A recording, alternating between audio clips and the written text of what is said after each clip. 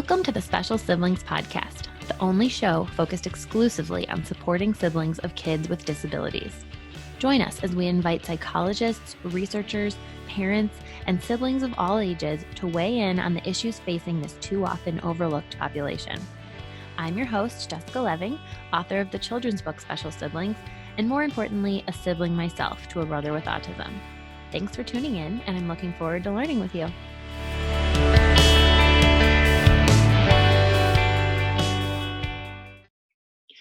Hi, welcome back to the show. We're here with Kate Strohm, author of the book Siblings and founder of Siblings Australia. Kate, thank you so much for being with us on this show today. My pleasure. So I wonder if you want to just start by introducing yourself, and can you talk a little bit about your work with siblings?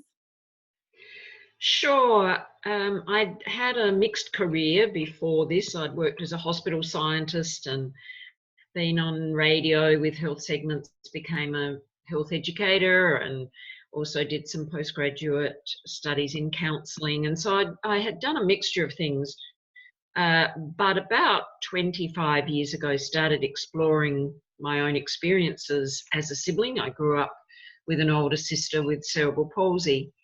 And I was starting to think that I wanted to share some of my experiences with others to help parents and professionals understand what I was learning in terms of sibling experiences and needs. And I had some time in the US, actually. My husband had sabbatical there, and I was working on my book, but also came across sibling programs, and specifically the Sibling Support Project in Seattle.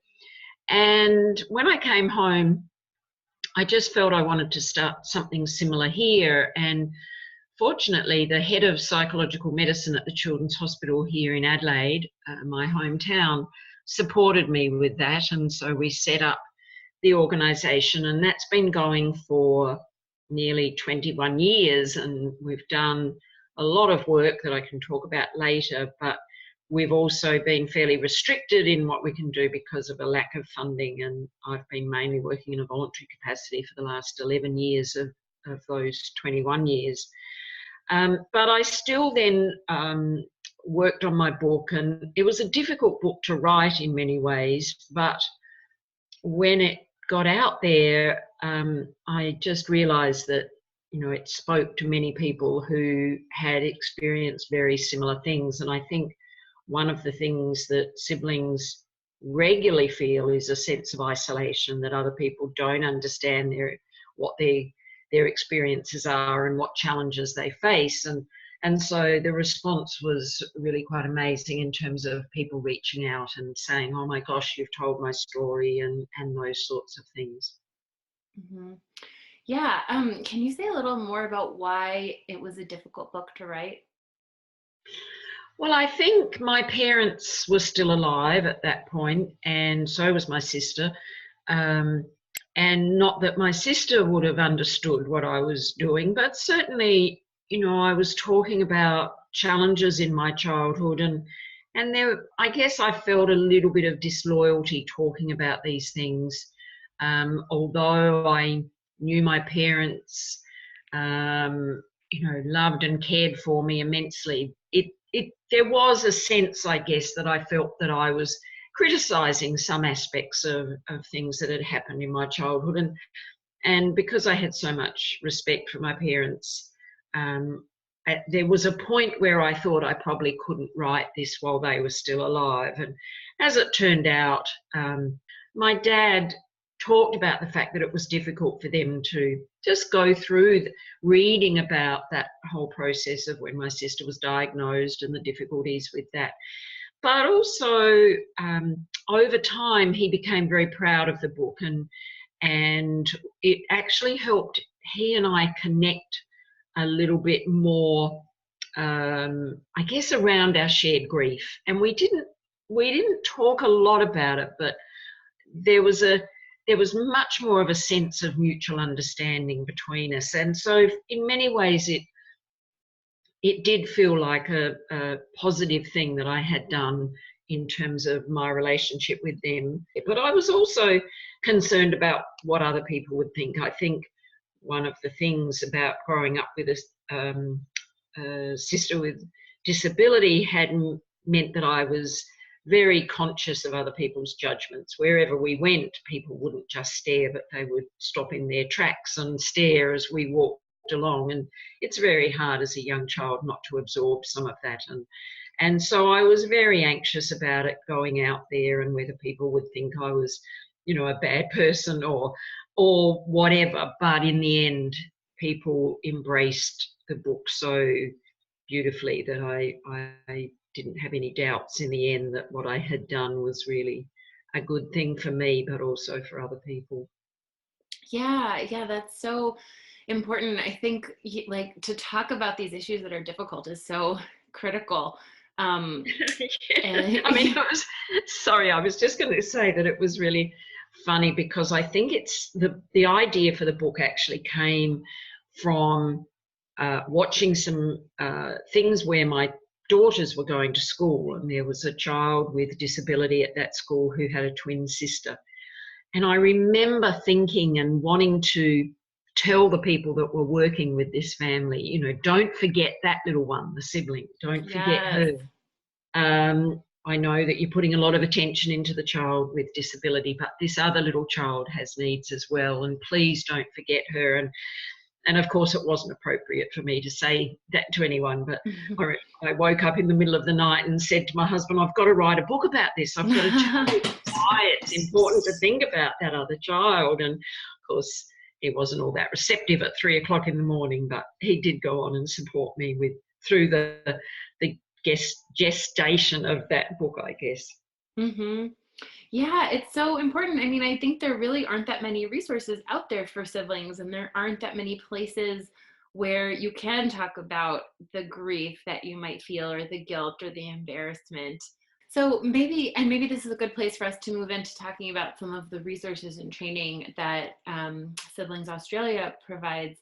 I wonder if you can share some suggestions for parents or other professionals about what can they do to make sure that their kids that young kids are going through this, what can they do to encourage them expressing those feelings?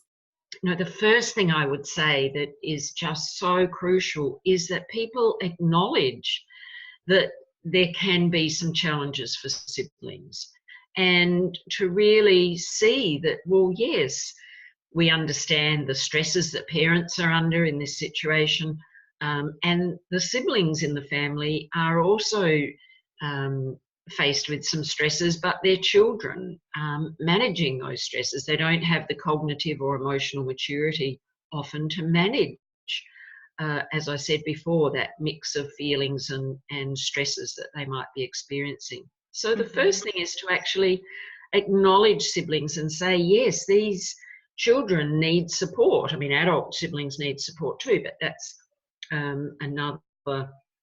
another area to explore. But certainly in terms of children, acknowledging that, yes, these children, will likely face challenges, and we can't stop those challenges. We can't necessarily prevent them, but we can let children know that we are there for them.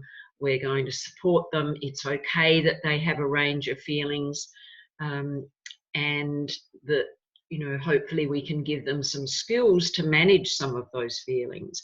And I think children need to understand that any feeling is okay. That doesn't mean that any behaviour is okay. So, we need to let children know that it's understandable that they might feel grief or guilt, or anger, but it's not okay to hit their brother or sister over the head or to knock a hole in the wall or those sorts of things. There's a difference between having a feeling and then learning how to manage that feeling effectively and productively. And that would be the case with any child, right? That we want to teach them how to manage their anger, or manage, those sadness. We want to teach them how to be fully emotionally developed human beings. Exactly. And I think with siblings, I guess listening to what they're saying and giving them permission to express those feelings is really important in terms of as I said, often siblings will feel like they can't say anything negative because they're next to this person that can't do the same things that they can do. They might feel enormous grief for them and an enormous sadness that the child next to them can't do these things. So it's very hard for them to then talk about being angry with that person. And I think often siblings squash those feelings, whereas we need to support them to express the anger and see it as anger about the situation, not so much about their brother or sister, but anger with the disability or anger with what's going on around them, and helping them name the feeling and to then learn ways of coping with that feeling, whether it's punching a pillow or throwing, basketball through a hoop, or children need different things to manage that. But also, I think one of the important things for children is to give them information and to help them understand what the disability means for their brother or sister and what it means for their family. And I think talking openly about the disability at their level, obviously a young child doesn't need a big, long genetic explanation of the disability, but they might need to know that, Johnny's legs don't work in the same way, or his brain works differently. And I think it's important for children to have something that they can say if somebody says something to them about their brother or sister. And it might be that you say something like, well, Sam has autism, but he really loves this, or he's really good at that. And I think in terms of giving children information around the disability, it's helpful to talk in terms of strengths and weaknesses, or strengths and challenges, so that everyone in the family has strengths and they also have things that they're not so good at. That everybody in the family is loved and respected, but we all have our different challenges. Mm-hmm. Yeah, those are such great tips. Have you heard any feedback from parents that have participated in some of your programs of maybe things that worked in their house, like little tips and tricks, or just general feedback about something that was really useful that they took away from your programs? I mean, one little story that I often tell that might be useful here is of a mother who told me how she had a teenage daughter who had seemed down, and she kept asking her, what's up? What's going on? And she kept saying, oh, no, nothing. Anyway, this mother persevered, and she took her out again another time, but this time she said this young teenager had an older sister with intellectual disability. And the mother said to her, it must be hard sometimes having Susie as your sister. At which point this young girl burst into tears and it all came out. And that mother had given this child permission to express that.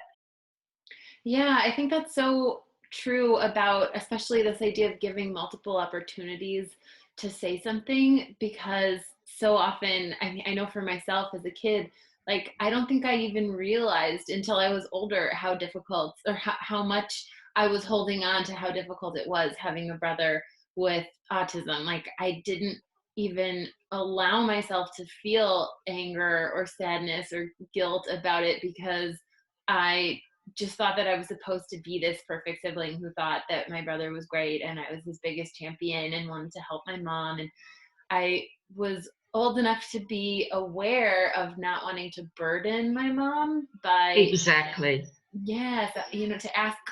There's something really powerful, I think, in asking over and over again and not just assuming, oh, well, my kid seems fine. I asked her if it was this and she said no. So it's probably not, Yeah, yeah. No, look, I think many siblings would say they grew up being the good child. They didn't want to add to the stress that they could see that their parents were experiencing. And so they didn't want to rock the boat. And certainly, that was me. And it's a very common thing. And the other thing that I think really helps young siblings is to be in touch with other siblings. And certainly in the US, the Sibling Support Project runs training for people to run their program called Sib Shops. And here in Australia, we've got a program as well. Sadly, here we don't have a lot of funding, and and so it's limited in where it's being run. But that connection with other siblings, where they can share, parents get a lot from being in touch with other parents and being able to talk about things that they wouldn't with other parents, whereas people in a group of parents of children with a disability just get each other and they can say things that they wouldn't say elsewhere. And it's the same with siblings, and watching these children when we've run these programs just come together and share their experiences and realize that they're not alone, that other kids have those same experiences too, and that's incredibly empowering. And so, really, I think part of the difficulty is that there's just not enough recognition at a more general community government level, and so there's not a lot of emphasis put on siblings. But siblings are going to have the longest relationship of anyone, likely to be the longest relationship with the person with disability. And over that lifespan, siblings have the potential of contributing so much to the social inclusion, the well-being, the safety of people with disability. And so it's hard to really understand why people wouldn't be thinking about siblings more. Certainly I know of siblings who've moved away from their families because it was all too stressful. And that just, is heartbreaking, because if they were given support, then the whole family would be strengthened and those relationships would be strengthened. And that would be good for the sibling, but also for the person with disability. People with disability often become very isolated and then vulnerable to abuse and a whole range of things. Whereas, what better way, if, say, a person with disability is in independent accommodation or supported accommodation, what better way to keep them safe than a sibling dropping in unannounced from time to time? And so really it's a lifelong relationship. They're going to be there much longer than most other people in their lives. And so to me, it's such a crucial relationship to try and strengthen and nurture from a very early age.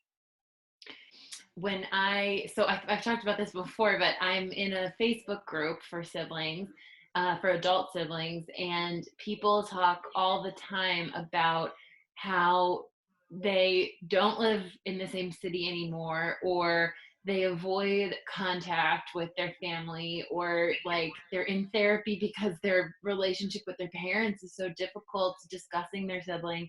Yes. And people fight with their parents all the time, and there are such negative feelings around, my parents don't think I'm doing the right thing with my sibling, or I don't think my parents are doing the right thing with my sibling.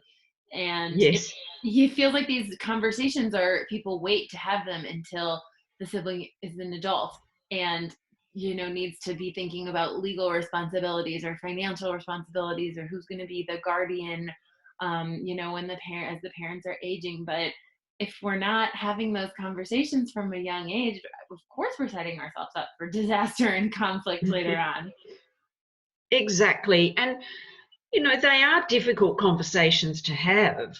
And I think it's really difficult because often both sides don't really try and understand the other person's perspective. I think it is difficult for parents to think about the future of their child, even though they're an adult, their child with disability, and if when the parents are no longer around. And I understand the difficulty around thinking about that and planning for that, but really planning is the key, and that open communication and talking with siblings about what roles they're willing and able to play, and how much do the parents expect of the siblings, and are they hoping that the sibling will take over that care, or do they want the siblings to have their own life? Certainly in my case, I was very lucky that my parents were very proactive and made sure that my sister had support through supported accommodation, and I was able to build my own life, and she adored my children and my husband, and she was very much a part of our lives. And I was on the board of the organisation that supported her. So I took an active role in making sure that she had a good life, but I was able to also have my own life. And I was very grateful for my parents for that. But I do understand that, for many families, those discussions are really difficult, and some siblings take over that care and really then give up their own lives, which is very sad, because I think then both the sibling and the person with disability are missing out on a broader extended family. Or some, as you say, move right away because the stresses are too much. And I've certainly talked with people who are in that situation.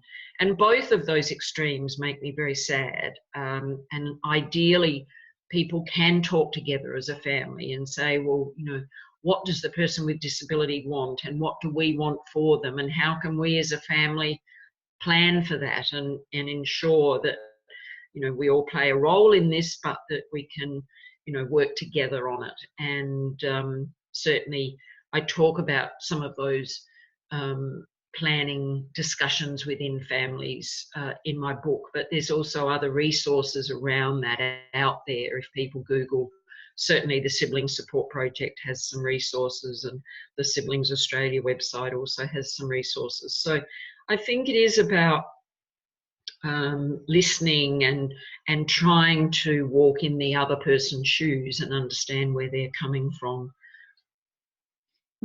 Yeah, and I unfortunately we just have a few minutes left, but I want to I feel like that in a way takes us full circle. You spoke in the beginning about how the process of writing the book in a way made you closer to your father. And I wonder if, we were speaking earlier too about the parent support groups and how parents have all of these opportunities to connect with other parents and talk about the way that they're feeling, and be in a sort of a safe space to talk about, well, sometimes I'm embarrassed or sometimes I'm frustrated or whatever. And really, I wonder if part of it is just for parents to try and acknowledge that their kids might even be feeling the same things that they are, and just to think of, just really look at their kids with a little bit more empathetic eyes and look at them as an equal, maybe. And when you're having those conversations as the kids are getting older, obviously your 4-year-old is not your equal. You are in charge of making decisions for your young children.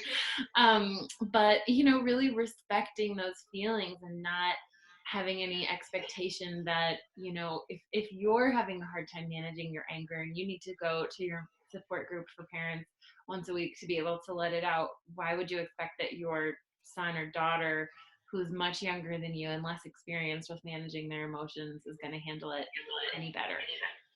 Exactly. And look, I think being a parent of a child with disability obviously is difficult. I mean, it creates a whole range of feelings and that we haven't got time to go into. But I think often parents too are so stretched practically and emotionally in parenting a child with disability that in many ways they feel that the other children have to be okay. And I think it adds to their distress if they feel that maybe those other children are struggling. And so it's a really difficult space for parents to be in as well. And I certainly have a lot of compassion for their experiences. But I think, yes, if they can recognise that, okay, these children are going to experience some of the same feelings and challenges that I am, and we need to be there for each other and share with each other. And I talk about that more in the book, about sharing with each other, and the children need to know that the parent is there and isn't going to fall apart and disappear. But I think sometimes it is helpful for parents to share some of their feelings as well, and to recognise that yes, as a family, we are going to have a mix of feelings, but we are going to do this together, and we're here for each other, and within the family, but also when we go out in the community. Yes, I think that's really beautifully put. Kate, thank you so much for being on the show with us today. Again, that was Kate Strohm, who is the author of the book Siblings. We'll put the link in the show notes, as well as to her organization, Siblings Australia. Kate, thank you so much for being with us. Thank you, Jessica. It was lovely.